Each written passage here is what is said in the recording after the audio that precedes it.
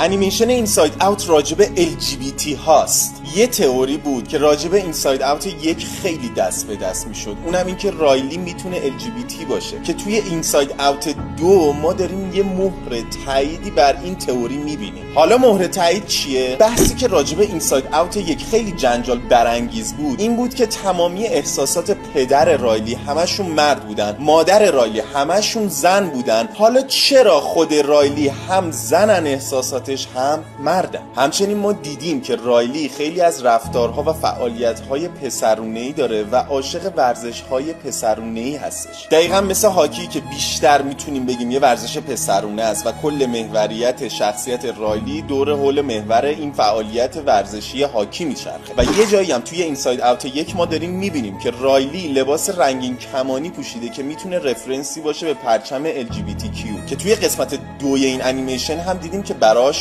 کوتاه شده بود. و حالا کجا ما میگیم توی اینساید اوت 2 این مهر تایید تقریبا زده شده؟ اونجایی که رایلی با شخصیت دختری به اسم والنتینا آشنا میشه و همون لحظه است که تمام احساسات درونی مغز رایلی شروع میکنن به هم ریختن. دقیقاً مثل احساسات یک نفری میمونه که کراش خودشو دیده. در کل ساب یادتون نره، دوستتون دارم. نظرات زیباتون رو کامنت کنید.